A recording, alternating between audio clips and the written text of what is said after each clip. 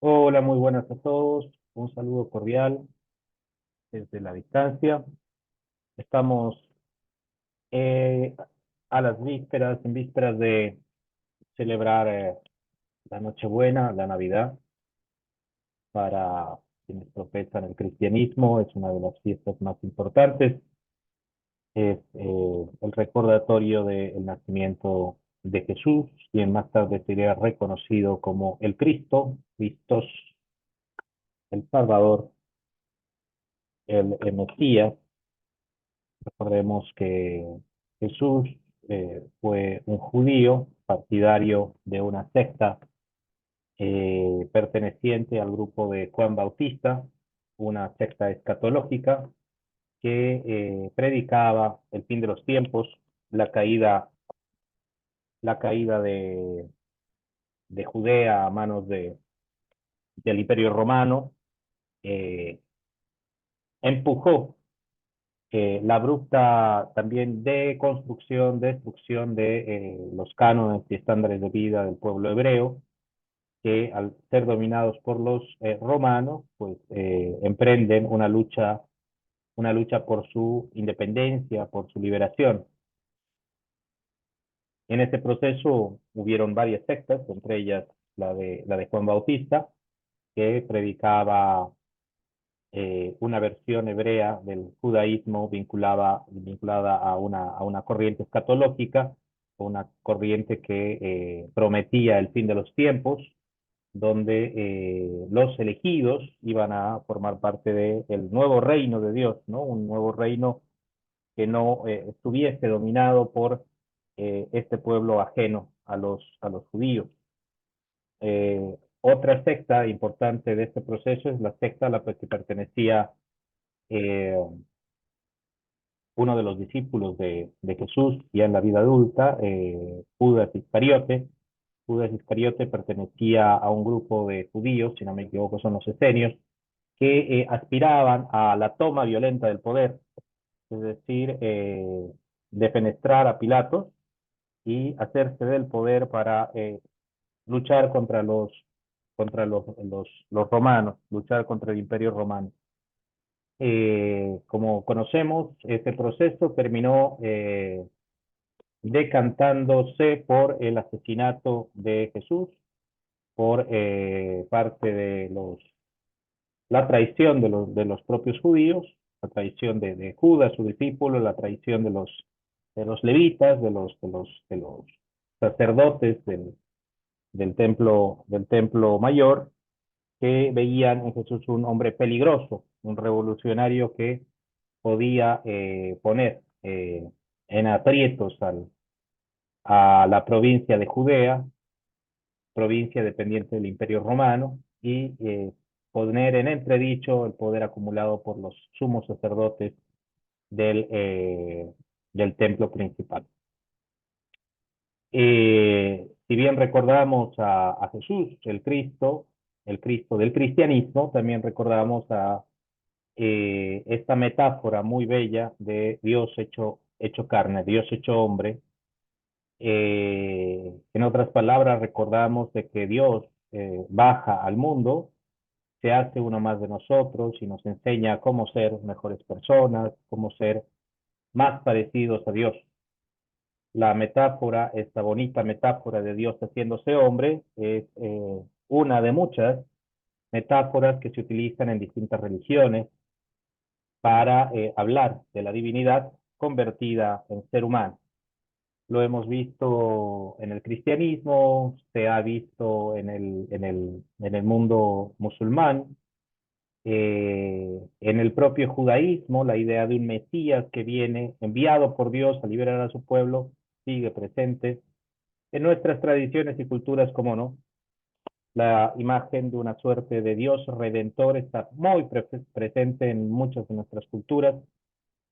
Cómo no hablar de Tunupa, por ejemplo, cómo no hablar de Tupana en el mundo amazónico, Tunupa en el mundo andino, Viracocha, Viracocha, un dios andino tan parecido a Jesús, es un dios libertador, un dios mesiánico, Dios redentor.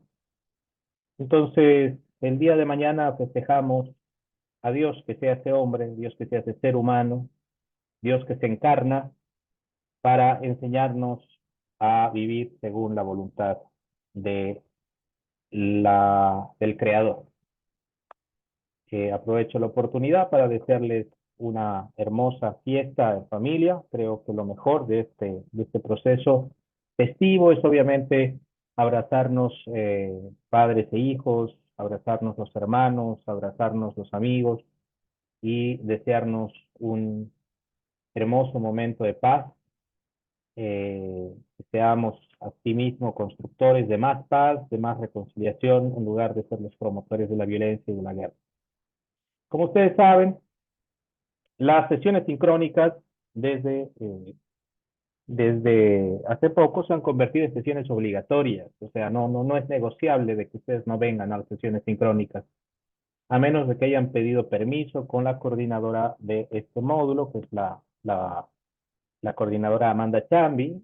Su teléfono y WhatsApp está incluido en el, en la plataforma. Se comunican con ella para hacer llegar sus descargos en el caso de que no hubiesen podido asistir a alguna de las sesiones pasadas. Se toma lista en algún momento de la clase. Obviamente yo no les voy a avisar cuando la tomo porque muchos se conectan y después se pierden. Se van a cocinar su huevito y dejan la computadora encendida. O se van a pasear o se van de rumba y dejan la computadora encendida hasta que se acabe la sesión. Entonces voy a llamar a lista cuando pues, me parezca mejor. Y el que no esté, pues habremos asumido de que su asistencia no ha sido tomada en cuenta. Entonces, si al revisar la asistencia en la plataforma no encuentran su nombre, pues la razón es muy sencilla. El momento en el que se llamó la lista, ustedes no estaban y pues vaya a saber uno dónde estaban, ¿no? Cuando su obligación era estar en la clase o tomando apunte o haciendo preguntas. Bueno, dicho esto, ya me remito a nuestro tema de esta semana, la tercera semana.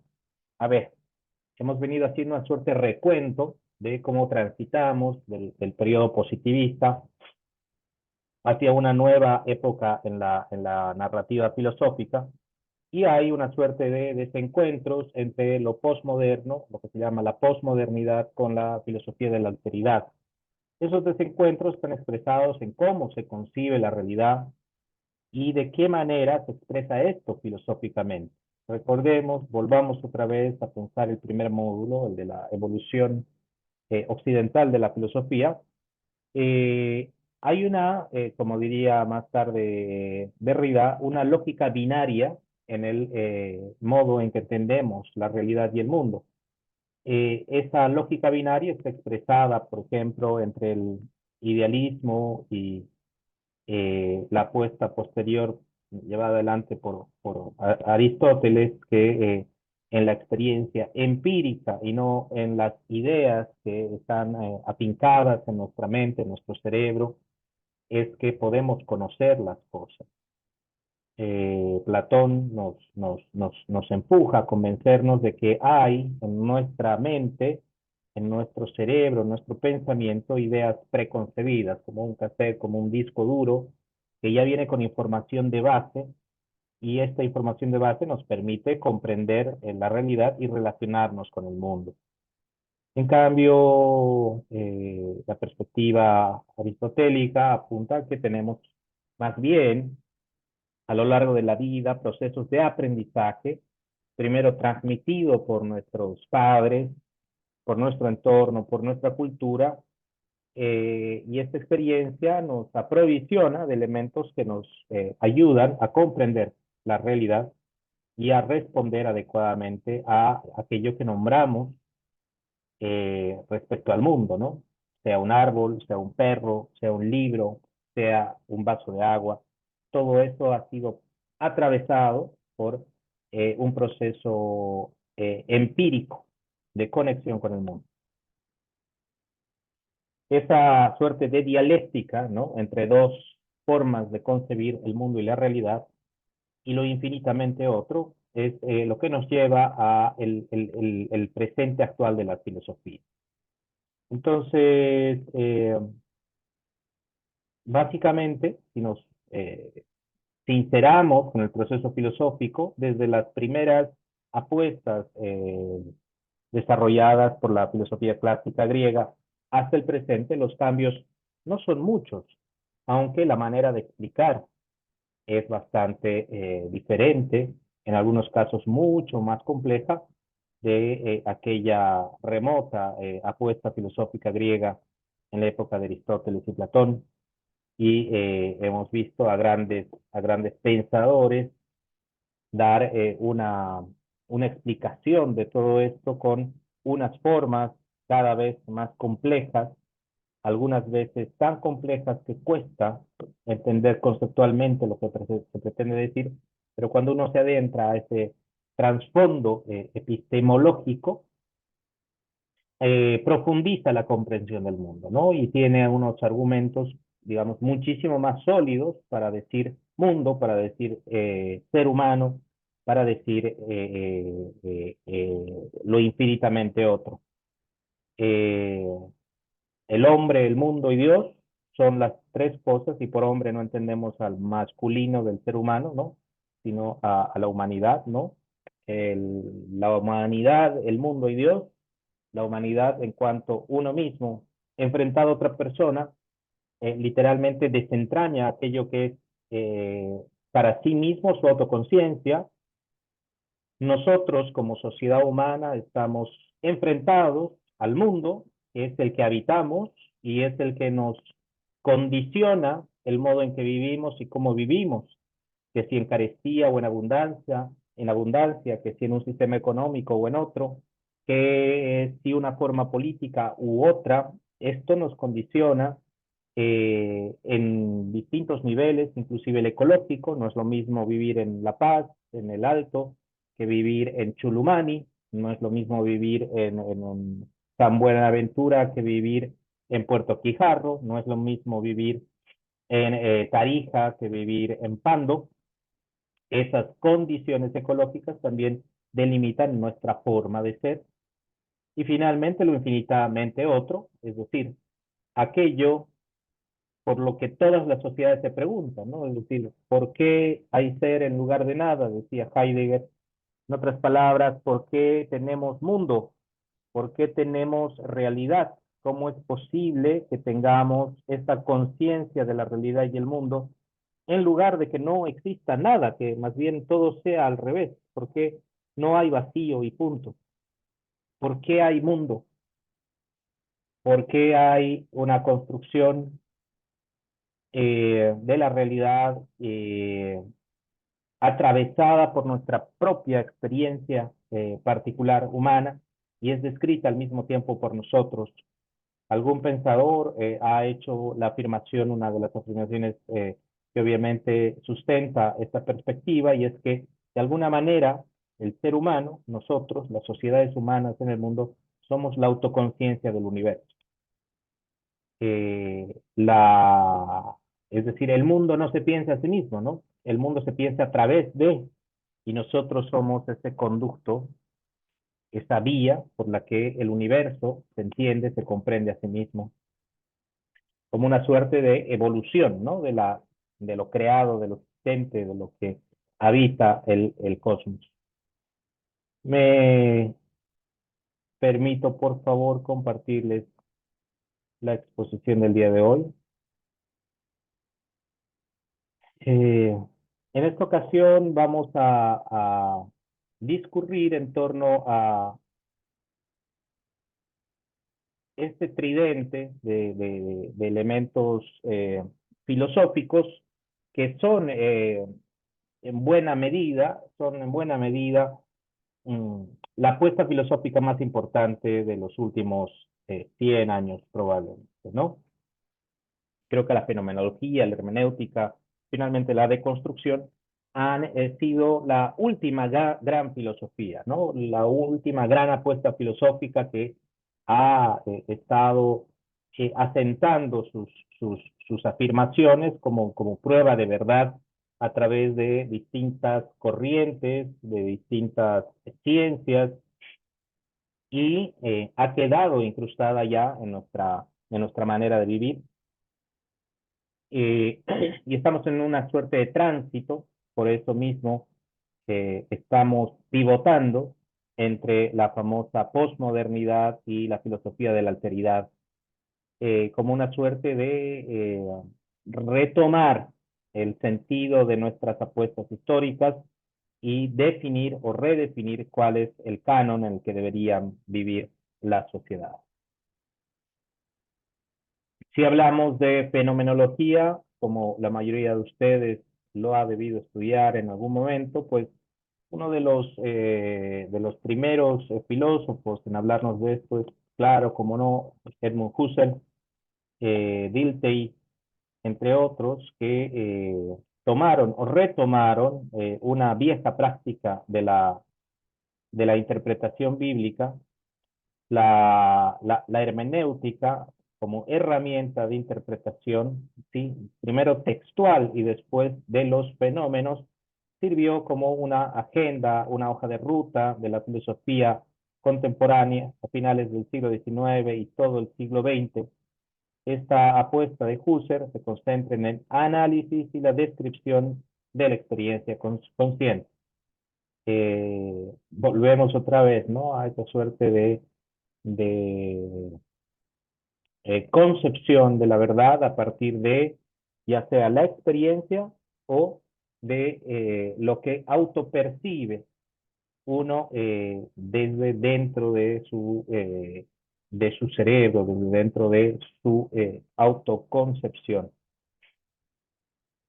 Entonces, el enfoque filosófico busca comprender la realidad tal y cómo se presenta la conciencia. En otras palabras, hay una conexión de nuestros sentidos con el mundo, con la realidad, y esa conexión de nuestros sentidos es transmitida a nuestra conciencia para tomar razón del mundo, ¿no? Digamos, y volviendo a ese ejemplo primario con el que partíamos esta sesión, no hay ideas preexistentes, ¿no? No hay un disco duro pregrabado que va despertando cierto tipo de activaciones, activando, digamos, una suerte de recuerdo preexistente o primitivo, ¿no? Sobre lo que son las cosas. Ahora, déjenme decirles algo, ¿no? Por ejemplo, los pulpos han demostrado una inteligencia superior a muchos animales mamíferos. Y los pulpos cuentan con una capacidad de razonamiento, de resolución de problemas sorprendentemente alta. Pero hay un problema con los pulpos. Los pulpos mueren antes de ver crecer a sus hijos. Eh, Les recomiendo una película que estaba en Netflix hace unos meses y la pueden encontrar en cualquier plataforma de descarga. Se llama Mi amigo Pulpo. Mi amigo Pulpo es la historia de un buzo y un pulpo hembra que se hacen amigos. La pulpo, digamos, se acerca continuamente al buceador a entablar una suerte de amistad con el que interactúa por largo tiempo, juegan, se conocen, entienden que entablan una relación de amistad bajo el agua y es también un proceso en el que uno puede entender cómo es que los pulpos viven, ¿no? Los pulpos existen en el medio marítimo. Ellos desarrollan sus habilidades intelectuales en el contacto con el mundo, con la realidad, desentrañan el mundo con la capacidad cerebral que ellos tienen. Pero una vez que ponen los huevos de su nueva camada, la señora Pulpo pues entra en un proceso de agotamiento energético que, compañero Entonces con va a caer, micrófono, por favor. porque de ahí va a caer todavía un poco. Yo creo que se le va a caer. Josué Churata, no arregle sus muebles mientras estamos pasando clases, por favor, José. Ok, bueno. Entonces, caramba. Así nos va la clase. Entonces, el pulpo, el pequeño pulpo, muere antes de ver a sus crías nacer, ¿no? De eclosionar sus huevos. Ella gasta toda su energía en mantener cuidados esos huevos hasta que eclosionen y obviamente haya garantizado el nacimiento de su siguiente generación. En otras palabras, la mamá pulpo no le puede enseñar todo lo que aprendió a sus pulpos, a sus hijos pulpos, a sus pequeños pulpitos. Y esa es una de las mayores limitaciones que recibe la especie de estos animales para poder evolucionar más allá de donde han llegado. No son capaces de transmitir generacionalmente lo que han aprendido.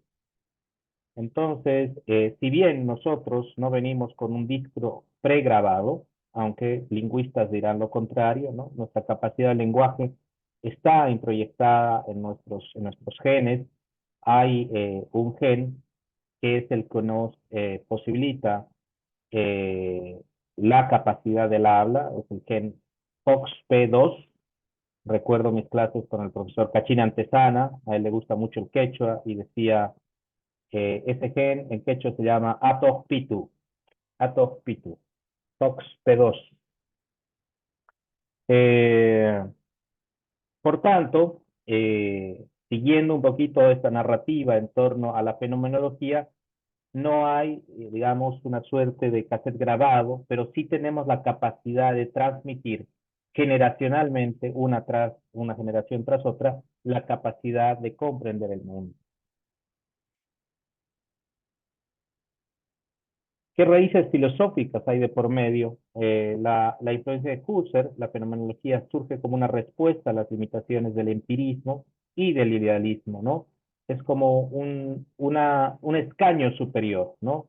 Las cosas no son puramente empíricas y no son infinitamente ideales, sino propone un retorno a la experiencia inmediata como fuente primaria del conocimiento.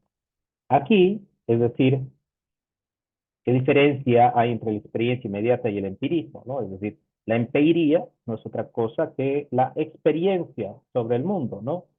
¿Y cuál es la diferencia contra o en contra de la experiencia inmediata? Básicamente es la intencionalidad, ¿no? Es decir, en otras palabras, estamos frente al mundo con una intención, y esa intención es la que nos permite desentrañar el cómo entendemos el mundo y la realidad.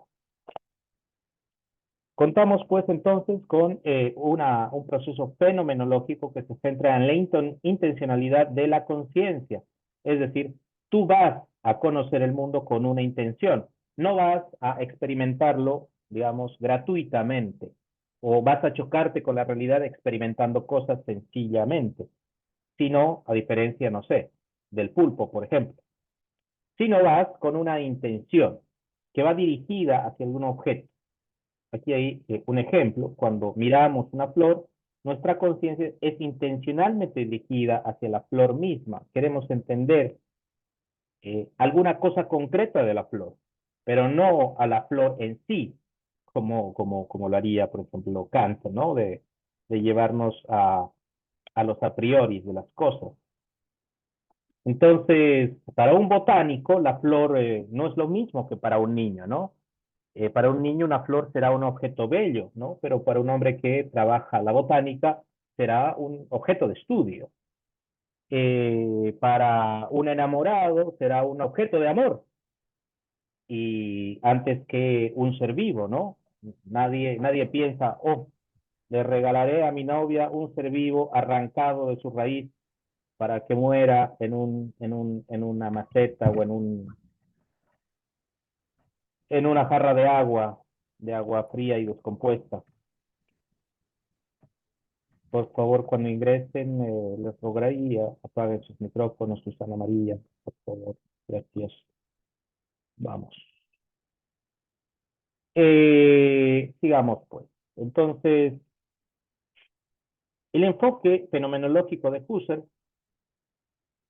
se basa en lo que se llama la epogé y la reducción fenomenológica. ¿Qué es la epogé? Implica suspender juicios preconcebidos sobre la realidad para llegar a la esencia de la experiencia. Epoge es la misma raíz con la que escribimos época, ¿no? Es decir, nosotros tenemos un punto de partida, que es la intencionalidad con la que nos acercamos a las cosas, pero también estamos contextualizados de un entorno, ¿no? Es decir, eh, somos o estamos sometidos a los valores con los cuales hemos sido educados o hemos crecido y esto, en cierta medida, crea una suerte de contexto de, de lo que vemos y cómo nos enfrentamos a lo que vemos. Entonces, la reducción fenomenológica busca explorar la estructura fundamental de la conciencia. Ejemplo, al ver una manzana, la epoge nos llevaría a dejar de lado nuestras ideas preconcebidas sobre lo que es una manzana y centrarnos en la experiencia inmediata al ver. Es decir, no nos dislocaríamos al canon platónico, ¿no? De, a ver, esta es la manzana y cuál es la idea que tiene todo el mundo sobre la manzana. Entonces, no sé, si nos pusiésemos en un plano científico, tendríamos que encuestar a todas las personas del mundo para preguntarles a cada uno individualmente qué piensa cuando ve a la manzana y saquemos unas tablas, unas tortas, unas matrices para aproximarnos a la verdad sobre lo que el mundo entero piensa sobre la manzana. No, aquí circunscribimos la experiencia sobre la manzana a, digamos, la individualidad, la experiencia personal que atraviesa a una persona. Otros puntos claves de la propuesta fenomenológica tiene que ver con la noiesis y el noema. La fenomenología distingue entre el acto de conciencia, la noesis, y su contenido, el noema. Por ejemplo, si estamos conscientes de una melodía, me acaba de avisar que nos queda unos 10 minutitos, por favor, reitero, cuando se termine el tiempo, nos volvemos a conectar para continuar nuestra clase. Solemos extender por cerca de 3 periodos de 45 minutos cada sesión y excepcionalmente nos extendemos un poquito más.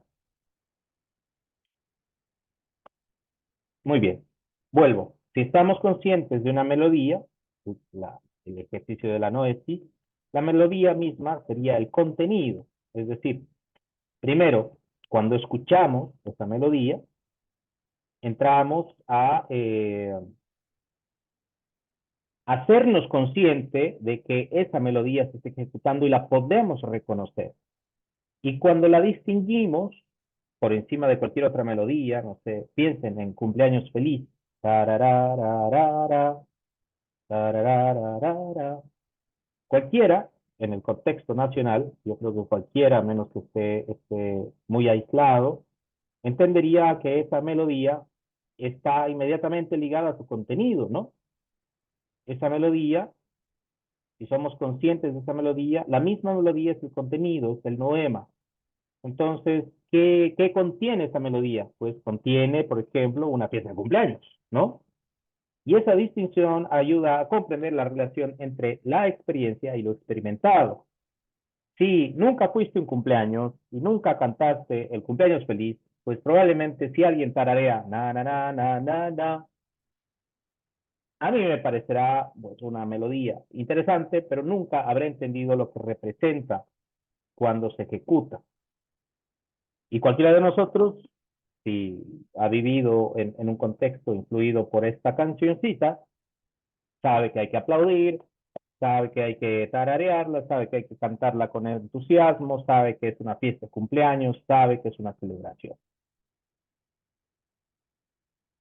Las aplicaciones contemporáneas y los desafíos que enfrenta la fenomenología.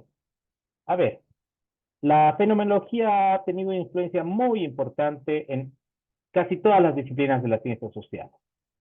Husserl, de hecho, quería convertir a la fenomenología en, digamos, la apuesta filosófica para explicar las ciencias sociales.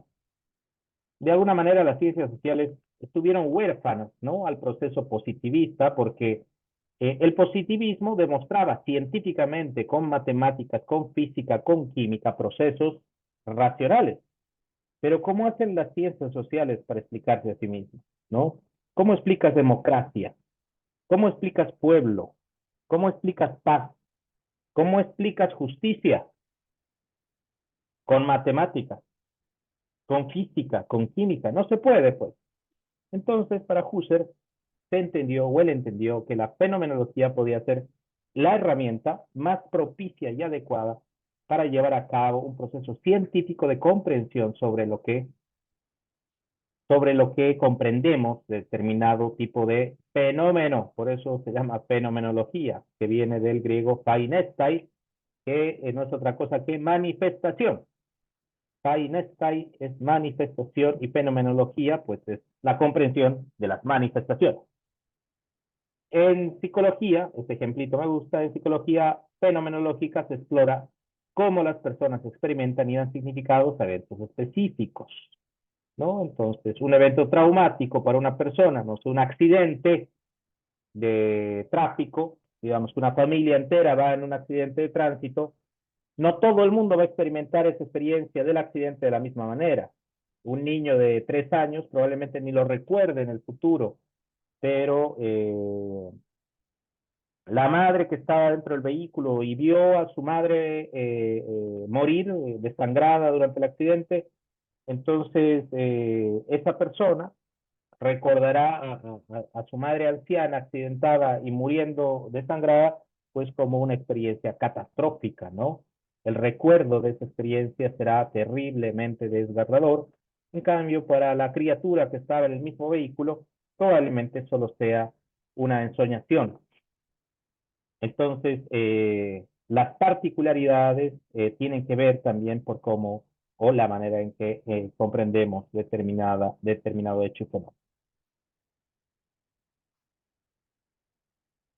Pasemos al siguiente elemento fundamental de esta tercera semana, la hermenéutica filosófica. La hermenéutica filosófica es una suerte de evolución del proceso fenomenológico, ¿no? Como les había contado al principio, eh, de cierta manera, la hermenéutica toma la fenomenología y además toma para sí la famosa hermenéutica bíblica. La hermenéutica bíblica se practicó durante la Edad Media, durante el periodo de la patrística, se practicó como una suerte de herramienta para entender la voluntad de Dios. Entonces leían los textos sagrados con mucha dedicación para entender qué quiso decir Dios en este fragmento, en este pedazo, cuál es el mensaje de la divinidad aquí en este pedacito de la Biblia. Y así fueron sacando interpretación, ¿no? La patrística y posteriormente la escolástica usó mucho de la hermenéutica para hacerle decir a Dios lo que más les convenía a cada uno. La interpretación bíblica, sin demeritar el trabajo que han hecho esas personas en esa época, es un esfuerzo por tratar de entender a Dios bajo el supuesto de que Dios existe y que Dios escribe libros, cuando en realidad sabemos de que Dios es una construcción cultural y esa construcción cultural no escribe libros, pues. La que escribe libros son las culturas a las que pertenece determinada construcción cultural de Dios.